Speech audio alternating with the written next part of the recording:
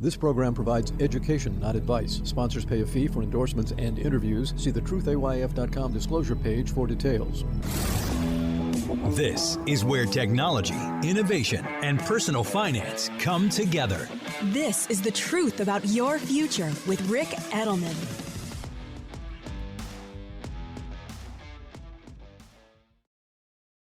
At Schwab, how you invest is your choice, not theirs. That's why when it comes to managing your wealth, Schwab gives you more choices. You can invest and trade on your own. Plus, get advice and more comprehensive wealth solutions to help meet your unique needs. With award-winning service, low costs, and transparent advice, you can manage your wealth your way at Schwab. Visit schwab.com to learn more.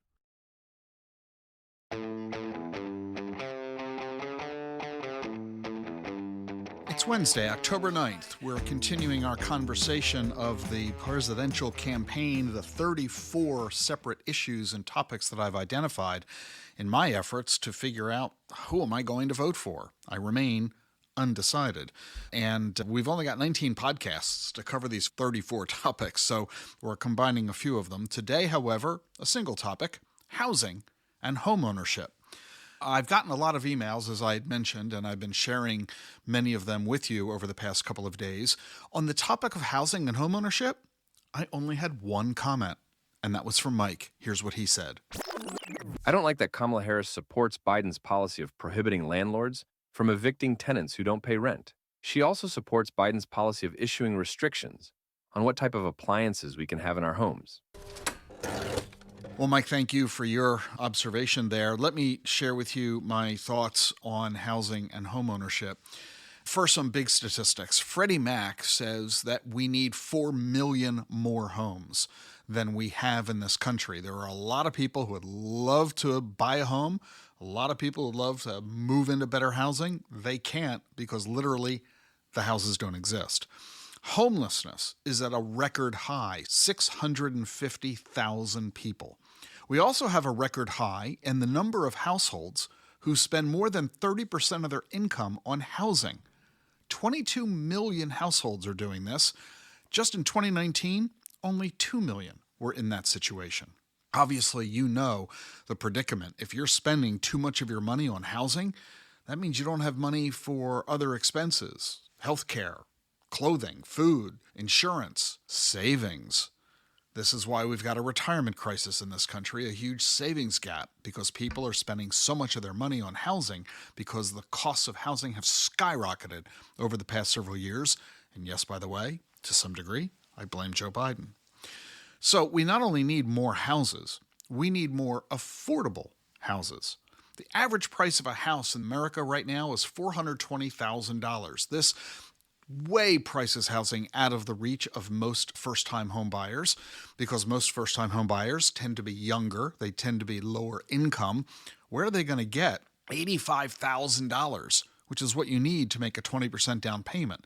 That's the percentage that financial advisors like me recommend to folks, because if you make a 20% down payment, you avoid the cost of PMI, private mortgage insurance. It also reduces your monthly mortgage dramatically, making the home more affordable on a monthly basis. But who's got 20% of 420 grand? We're talking over $80,000. So this is why so many home buyers go with a 10% money down or a 5% money down. There are now loan programs allowing you to go in with only a 3% money down. Well, that's great. Little money down means you only need 10 or 20 grand for the down payment, but it means your monthly payment is going to be dramatically higher. Well, are these people going to be able to afford that? I don't think so. That's part of the problem. So now let's turn to the candidates. First, taking a look at Donald Trump. He opposes the idea of multifamily housing. He doesn't like apartments. He doesn't like big buildings. He wants single-family zoning. But here's the issue. Doesn't matter whether you agree with that issue or not. It doesn't matter how you feel about single-family zoning versus multifamily zoning. It doesn't matter what Donald Trump says, for the simple reason that zoning is a local issue. The federal government doesn't control it. So I don't really care what Donald Trump or Kamala Harris has to say about zoning. They have limited ability to influence this. And for what Washington does control, well, you need Congress to pass the legislation and then appropriate the funding to implement it. Let me give you an example here. Take a look at Kamala Harris's proposals. She says that she's going to get 3 million new homes built over the next 4 years. Well, that's a pretty big number, 3 million. Remember I said Freddie Mac says we need 4 million new homes? Kamala wants to build 3 million of them. It's going to take her 4 years to do it. Okay, that's fine. She's going to build 3 million new homes. She hasn't really said how she's going to do that yet. I'll get to that in a moment. But here's the thing. How are those homes going to get purchased by anybody with the incredibly high cost of this housing? Well, as you well know, as we've talked about in the past, Kamala wants to give first-time homebuyers $25,000 toward the down payment. Now, we've talked about this before. I'll reiterate it to a degree. If that house is $420,000 and the average person only makes a 5% down payment, they don't need $25,000 as a down payment. But that's what Kamala wants to give them. And besides, do the math on this. 32% of all home buyers are first-time home buyers. There were 4 million homes sold in America last year. A third of them were sold to first-time home buyers. We're talking 1.25 million homes. If every one of those people got $25,000 each, which is what Kamala wants to do if she wins the election, that's going to cost $31 billion.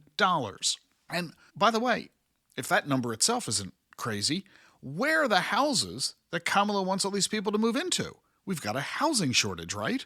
So what does she want to do? She wants to give another $40 billion to home builders to build more houses. She'll give the money to local governments to make that money available for local construction and development. But wow, $31 billion directly to first-time home buyers, another $40 billion directly to local jurisdictions to make those houses available, $71 billion? Congress would have to vote on this, and they would have to appropriate the funds. Do you really think our splintered Congress would do that? I'm not so sure. What we really need to do is not come up with the money to pay for the housing. What we really need to do is lower the cost of housing.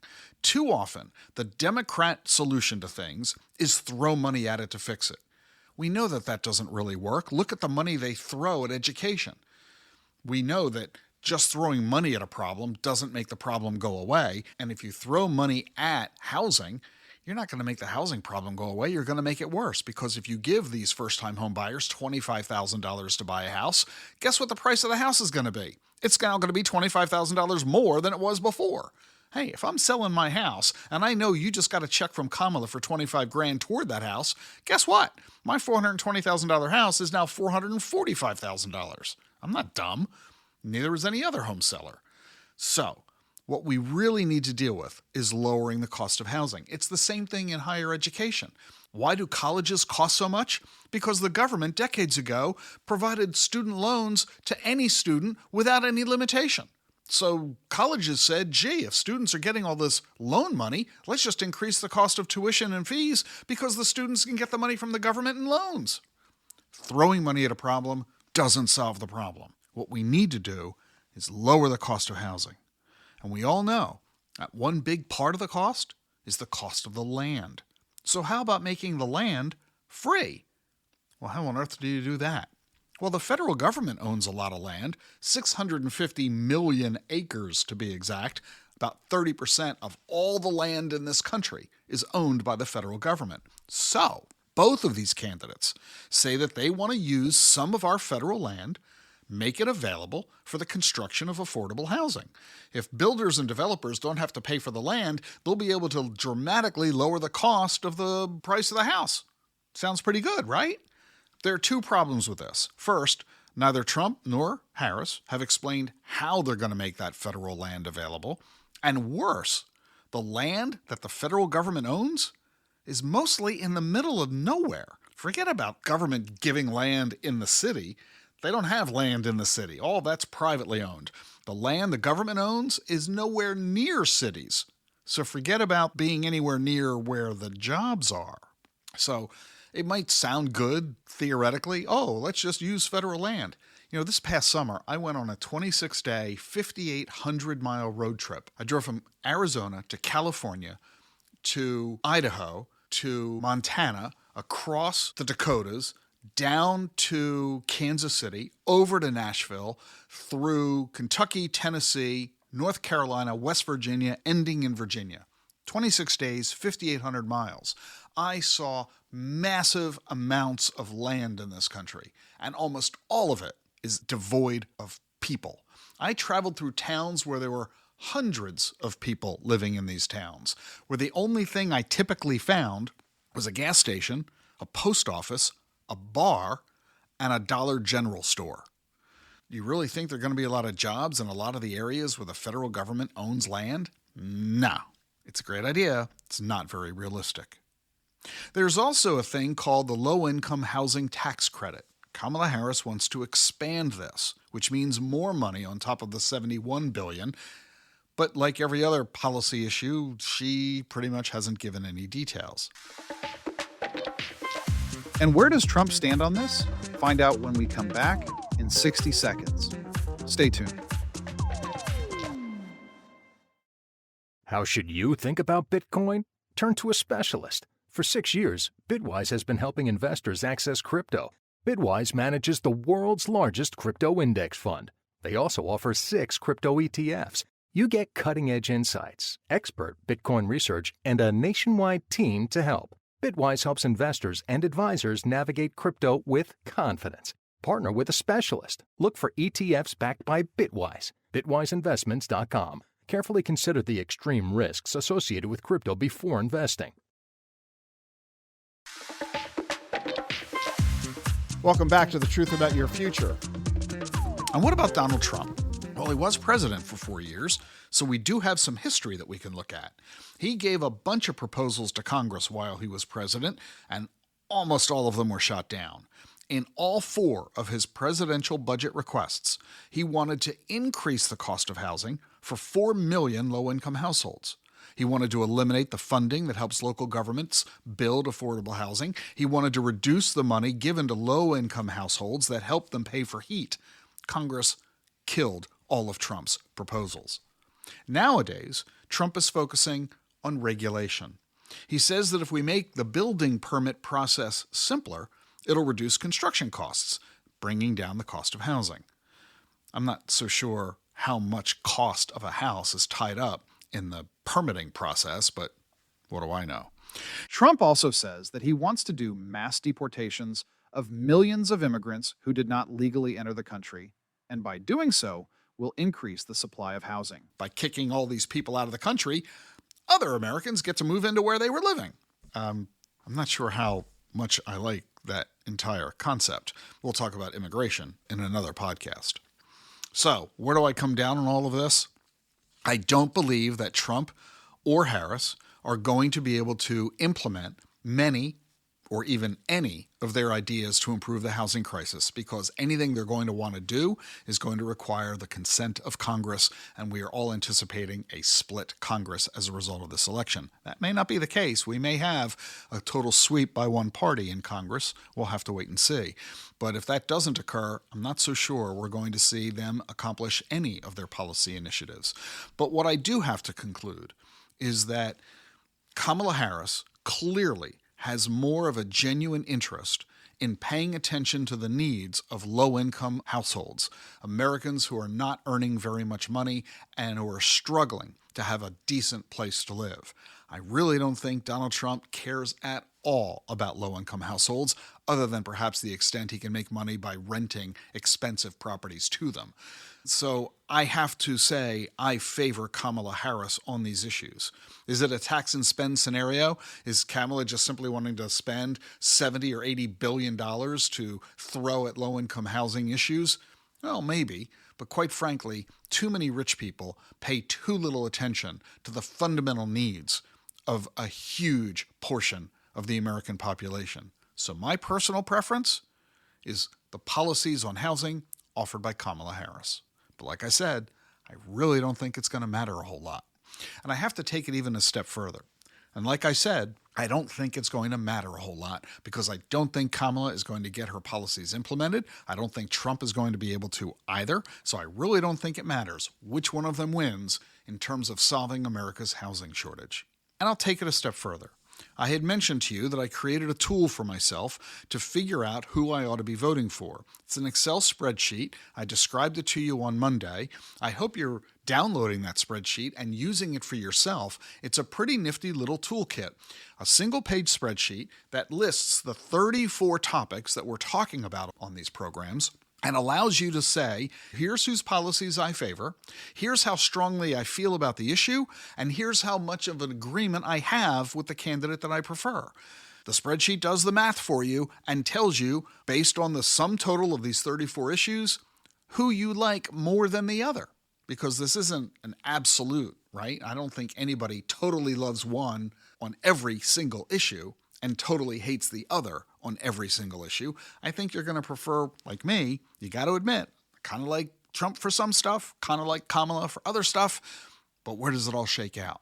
And on the issue of housing and homeownership, I really don't view these subjects as important, to me at least, as some of the others. We've already talked about national security. That, to me, on a scale of 1 to 10, is a 10. And we talked yesterday about the economy. On a scale of 1 to 10, that's a 10. I really don't think, on a scale of 1 to 10, housing and homeownership reach the level of a 10. I think these issues are a little bit lower than that.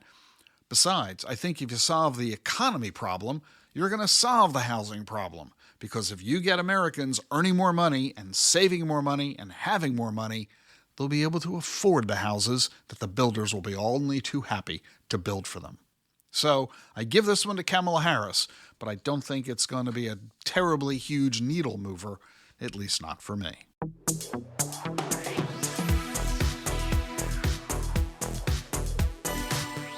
Tomorrow, a fun conversation, education, critical race theory, evolution versus creationism in the classroom, school vouchers, charter schools, higher education, and my favorite, student loans.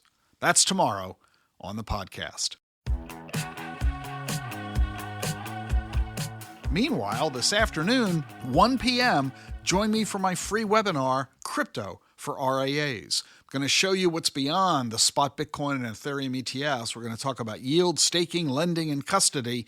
Joining me will be Abra founder Bill Barheit, who gave the very first TED Talk on Bitcoin way back in 2012. You're going to really enjoy this conversation. You get 1 CE credit. Register for free. See you at 1 p.m. Use the link in the show notes to sign up. I'm glad you're with me here on The Truth About Your Future. If you like what you're hearing, be sure to follow and subscribe to the show wherever you get your podcasts, Apple, Spotify, YouTube. And remember, leave a review on Apple Podcasts. I read them all. Never miss an episode of The Truth About Your Future. Follow and subscribe on your favorite podcast app. I'll see you tomorrow. How do advances in science, technology, and medicine translate into investment opportunity? Listen and learn. This is The Truth About Your Future with Rick Edelman.